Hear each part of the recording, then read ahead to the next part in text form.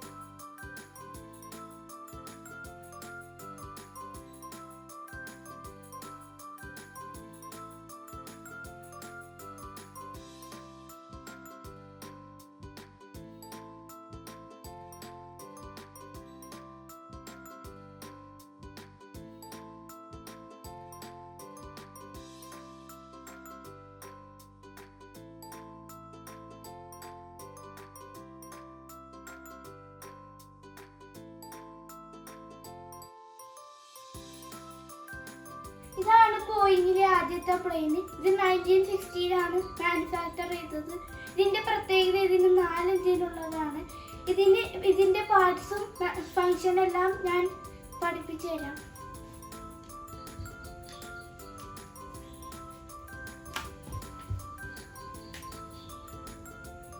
Capsule എന്ന് പറഞ്ഞാൽ passengers ഇരിക്കുന്ന സീറ്റുള്ള സ്ഥലങ്ങളാണ് ക്യാപ്സൂൾ. ഇനി കോക്പിറ്റ് എന്ന് പറഞ്ഞാൽ പൈലറ്റ് സീറ്റിൽ നിന്ന് വിമാനത്തിന് കൺട്രോൾ ചെയ്യുന്നതിനാണ് കോക്പിറ്റ് എന്ന സ്ഥലത്തിന് പറഞ്ഞത്. ഈ എഞ്ചിൻ എന്ന് പറഞ്ഞാൽ പ്ലെയിനിനെ ത്രസ്റ്റ് ചെയ്യുന്നതാണ് എഞ്ചിൻ്റെ. ഇത് വിങ്സ് ആണ് ചിറക് എന്ന് പറയുന്നത്. ഇനി ബാക്ക് എന്ന് പറഞ്ഞാൽ ഈ പോർഷനാണ് ബാക്ക് വരുന്നത്. ഇതിന് വെർട്ടിക്കൽ സ്റ്റെബിലൈസർ എന്ന് ഫുള്ളായിട്ട് പറയും.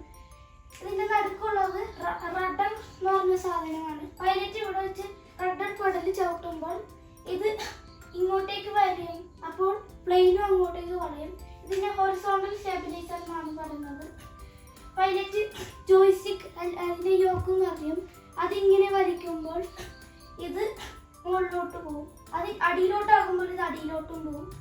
ഇത് മുകളിലോട്ട് പോയി കഴിയുമ്പോൾ പ്ലെയിൻ മുകളിലോട്ടും, അടിയിലോട്ടാകുമ്പോൾ പ്ലെയിൻ അടിയിലോട്ടും പോകും. ഇതാണ് പ്ലെയിൻസിന്റെ പാർട്സും അതിന്റെ ഫങ്ഷനും. ഇനി ചിറകിലും ഉള്ള ഫങ്ഷൻ നോക്കാം. ഇത് ഞാൻ റബ്ബ് ചെയ്യാൻ പോയാൽ എന്നിട്ട് വിങ്സിന്റെ ഫങ്ഷനും പാർട്സ് ഒക്കെ കാണിച്ചു തരാം.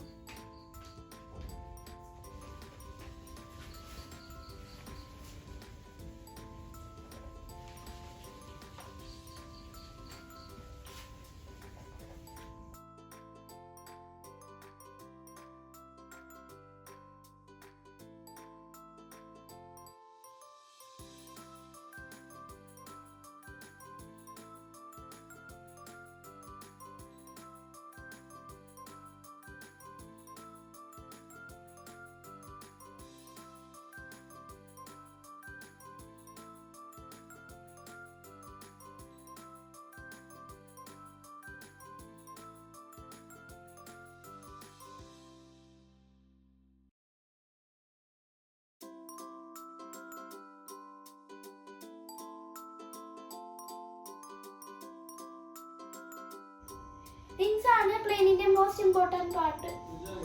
വിങ്സ് ആണ് ലിഫ്റ്റ് ചെയ്യുന്നത്.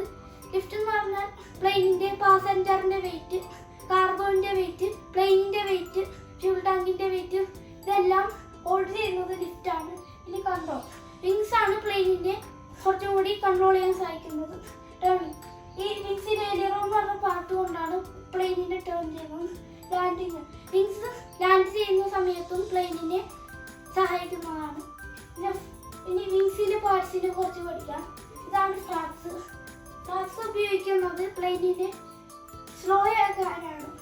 1 to 30 വരെ ഉണ്ട് ഫ്ലാപ്സ്. ഫ്യൂൾ ടാങ്ക് ഉള്ളത് പ്ലെയിനിന്റെ വിങ്സിന്റെ നടുക്കാണ്. ഇൻലെറ്റ്സ് ആണ് പ്ലെയിനിനെ ഡ്രാഗ് ചെയ്യുന്നത്. ഡ്രാഗ് എന്ന് പറഞ്ഞാൽ പ്ലെയിനെ സ്ലോപ്പ് ചെയ്യുന്ന ഒരു ഫോഴ്സ് ആണ്. പിന്നെ എലിറോണാണ് പ്ലെയിനിനെ ഇങ്ങനെ ട്രെയിൻ ചെയ്യുന്നത്. പിന്നെ സ്പോയിലറും പ്ലെയിനിനെ സ്ലോ ആക്കുന്നതല്ല.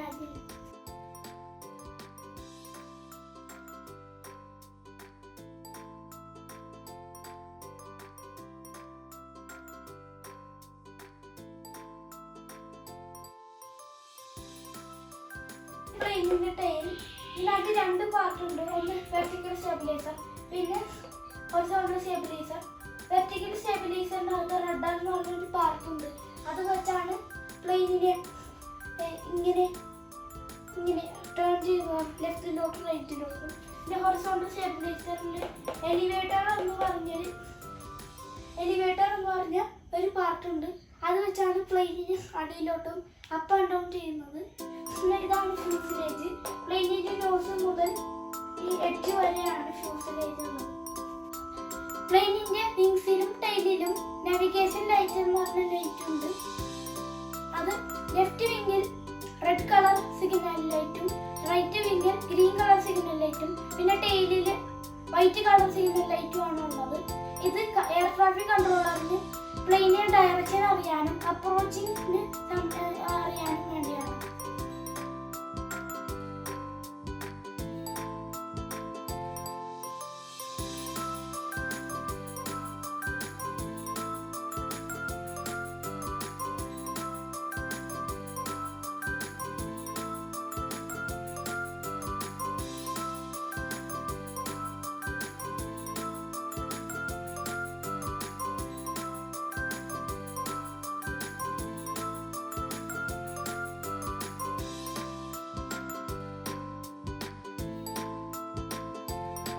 ഇതാണ് പ്ലെയിനിന്റെ ഡൗൺ പോർഷൻ.